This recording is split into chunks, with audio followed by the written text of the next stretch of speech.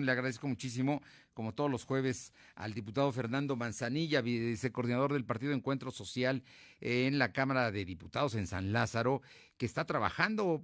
Fer, ¿cómo estás? Muy buenas tardes y muchísimas gracias por tomarnos la llamada. Bien, muy bien, tocayo. Aquí con mucho gusto de platicar contigo, con el auditorio. Oye, tocayo, a principio de semana tú insististe muchísimo en un asunto que parece que se está volviendo ya una realidad, que los pacientes con COVID tengan la comunicación disponiendo de tecnología con sus familiares en los hospitales, porque resulta que tú veías que entraba al hospital y ya no sabías si lo ibas a volver a ver, ni siquiera platicar con él, porque además los familiares no pueden ingresar debido al alto riesgo de contagio que hay.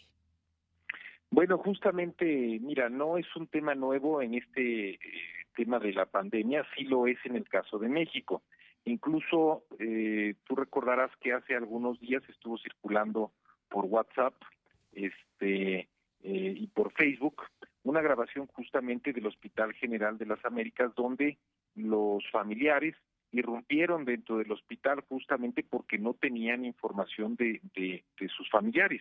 Sí, esto Y ocurrió bueno, el fue viernes, ¿no? El viernes de la semana fue pasada. efectivamente, fue un tema muy trágico además porque entraron y empezaron a encontrar pues, literalmente bolsas de cadáveres, bolsas de muertos, y entonces pues fue una cosa digamos terrible hasta desde el punto de vista sanitario, porque bueno, pues son zonas que están infectadas y la gente estaba entrando ahí.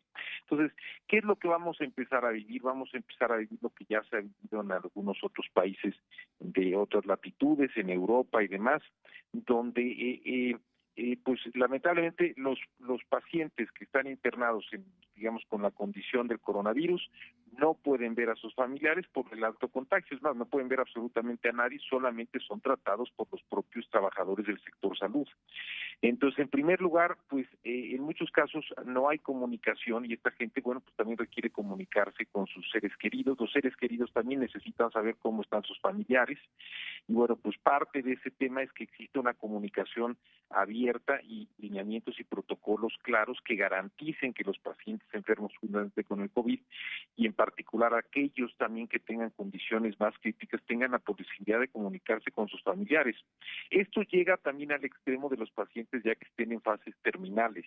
En el caso de Italia así se legisló, se legisló con, digamos, el nombre del derecho al adiós, y bueno, pues básicamente fue un tema que incluso entró en legislación porque decían, bueno, pues es que muchos de esos pacientes cuando ya están en una fase terminal quieren al menos hablar con sus familiares hablar con ellos, y no hay forma de hacerlo más que por una vía, digamos, electrónica. Entonces, aquí lo que se trata es que estamos haciendo un llamado, un punto de acuerdo para que tengamos los mecanismos de comunicación adecuados entre pacientes y familiares en todo momento, para familiares que están, digamos, afuera esperando, para los pacientes que están siendo tratados, y desde luego, bueno, pues eso también aplica a los familiares que lleguen a estar en una situación ya muy complicada, a pacientes que estén en una situación muy complicada de fase terminal, que tengan la posibilidad de platicar y dialogar y tener, digamos, pues un último adiós, como llamaron los italianos, con sus familiares. Entonces, de eso se trata.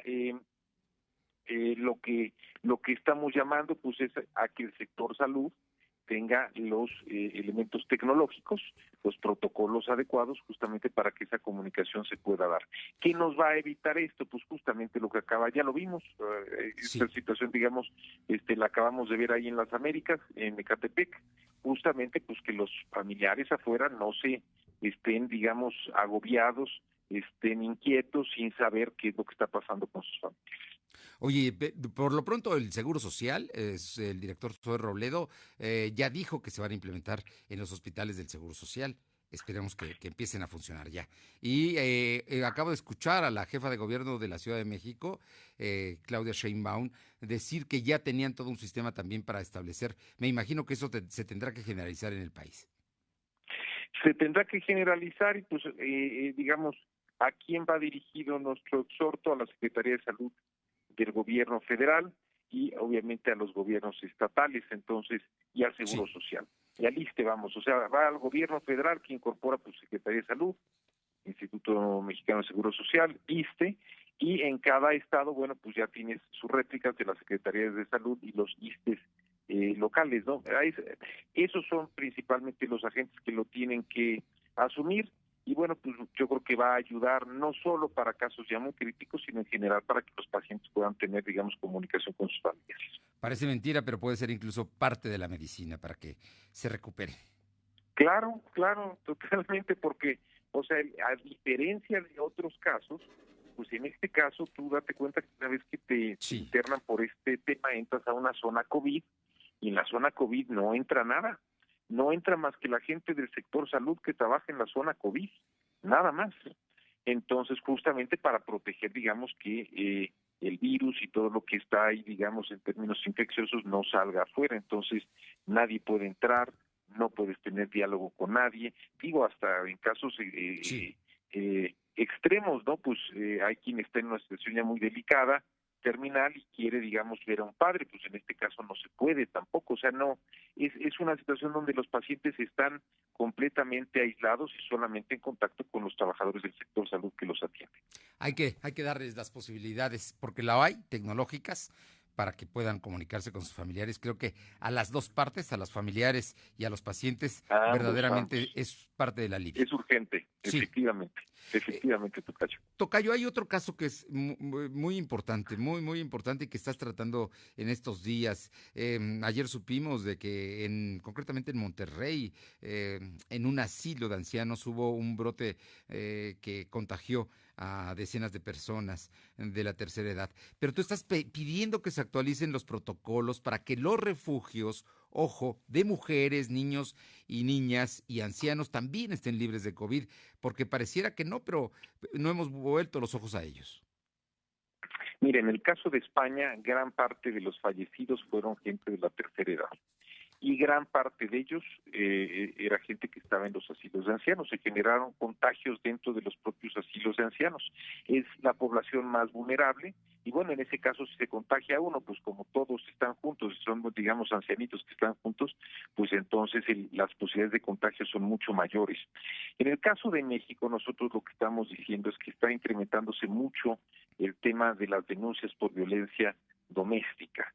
Cada día cerca de 4,000 mujeres piden auxilio telefónico y según las cifras oficiales en marzo de este año tuvimos la cifra más alta de denuncia de violencia doméstica desde enero del 2015 y eso fue en marzo, pero ahorita que salgan los datos de abril seguramente estaremos ya más altos.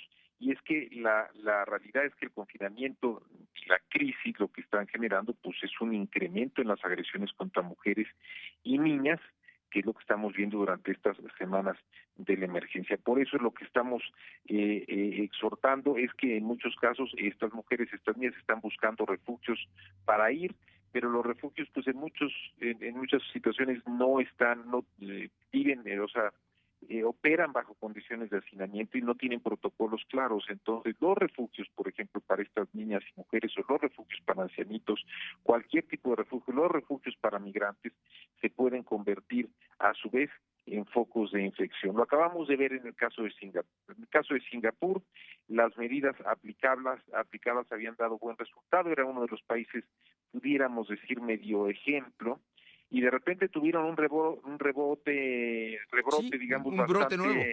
un brote nuevo, bastante agresivo, y lo que sucedió ahí es que finalmente cuando se hace ya todo el recuento de dónde venía y se hace la investigación, provenía justamente de un refugio de migrantes. Entonces, en el caso de México, los refugios para niñas y mujeres, los refugios, digamos, asilos de ancianos, los refugios para migrantes, todos esos deben de tener, digamos, una vigilancia extra y lo que estamos solicitando, y bueno, justamente tenemos un ejemplo ya en el caso de este refugio Sí. en Monterrey, ¿no? Donde había cerca de 90 y pico adultos mayores y ya un número importante de ellos estaban contagiados, justamente para que los que corresponden al gobierno federal, aquellos que maneja, por ejemplo, el Instituto Nacional de las Mujeres, o los que corresponden a los gobiernos estatales o municipales, o los que corresponden a las instituciones privadas, tengan protocolos muy claros. La ventaja que tenemos al estar atrás de la cola, pudiéramos decir, de otros países, es que podemos aprender de ellos. En el caso de España, lamentablemente es una población de más edad, pero fue claro que los asilos donde estaban los ancianos fue lo más vulnerable. En el caso, digamos que ahorita con este ejemplo estamos viendo algo parecido en el caso de Monterrey, que no nos lamentemos después, mejor empecemos a revisar los protocolos, las condiciones de hacinamiento, las condiciones de sanidad de todos estos refugios y asilos, para que no tengamos una sorpresa. De eso se trata el exhorto que hicimos en el Congreso, y está dirigido justamente al Instituto Nacional de las Mujeres, a las autoridades de los 3 niveles de gobierno y también a las instituciones privadas. Pues muy importante, diputado Manzanilla, porque hoy como nunca tenemos que proteger a este sector que de por sí es un sector débil, es un sector marginado y que tenemos que ver por su salud y por ellos.